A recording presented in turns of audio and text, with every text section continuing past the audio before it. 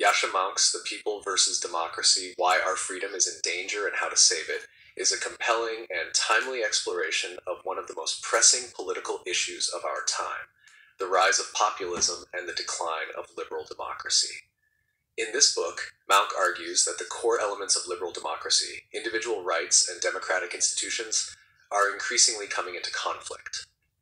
This conflict, he contends, has given rise to populist movements that claim to speak for the people, but ultimately threaten democratic norms and liberal institutions. Through a careful analysis of global political trends, Mounk dissects the factors that have led to this democratic crisis and outlines potential solutions. Liberal democracy under siege. Mounk opens with the central paradox of the current moment: the simultaneous erosion of liberalism and democracy. For much of the 20th century, liberal democracy, a system that combines free and fair elections with the protection of individual rights, was seen as the ideal form of government. The triumph of liberal democracy after the Cold War appeared to validate this view. However, in recent years, liberal democracy has come under severe threat from both authoritarian regimes and internal populist insurgencies. According to Mounk, the danger does not come from an external enemy, but from within democratic societies themselves. He observes a growing separation between democracy and liberalism. In some countries, we see the rise of illiberal democracies, governments that hold elections but undermine the rule of law and minority rights. In others, undemocratic liberalism persists, where technocratic elites make decisions without democratic legitimacy. Both of these distortions erode public trust in the political system and fuel populist backlash. The rise of populism. A major portion of the book focuses on the global resurgence of populism. Mounk defines populism as a political style that claims to represent the true will of the people against corrupt elites.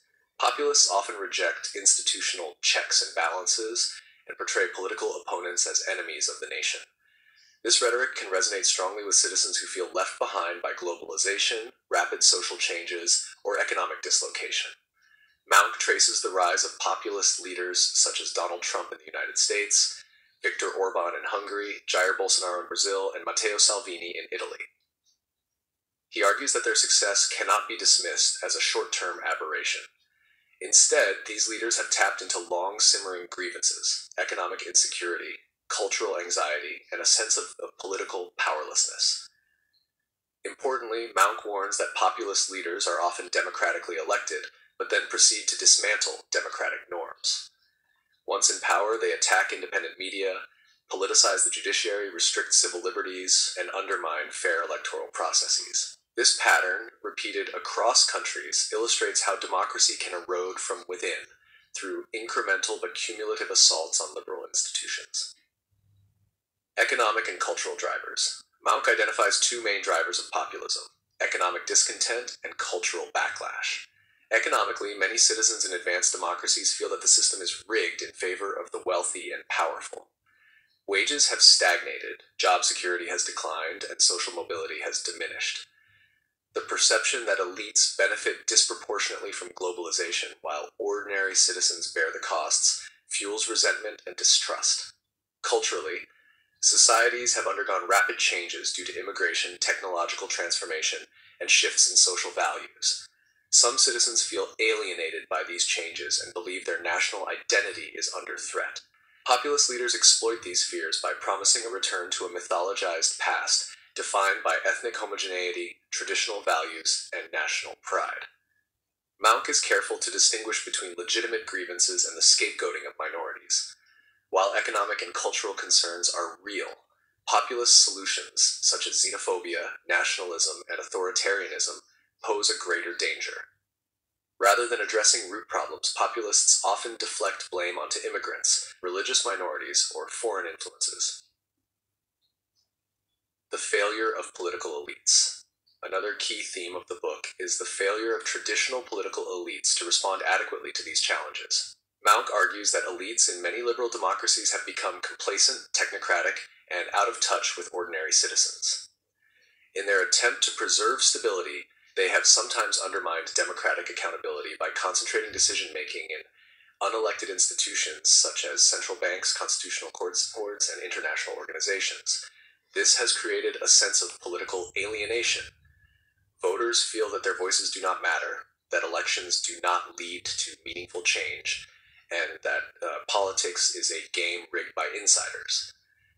When democracy is experienced as a hollow ritual rather than a source of empowerment, citizens are more likely to turn to anti-establishment figures who promise to drain the swamp and give power back to the people. Mounk acknowledges that some technocratic institutions are necessary for complex modern governance. However, he emphasizes the need to strike a better balance between expertise and democratic legitimacy. Democratic institutions must be responsive and inclusive, not just efficient. Solutions and hope. Despite the bleak diagnosis, Mounk ends the book on a hopeful note. He argues that the current crisis is not inevitable, nor is it irreversible.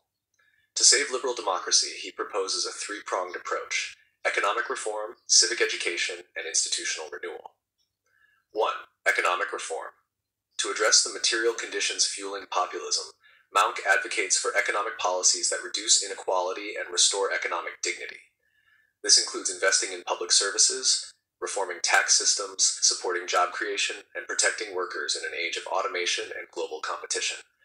A fairer economy, he suggests, would help restore trust in democratic institutions.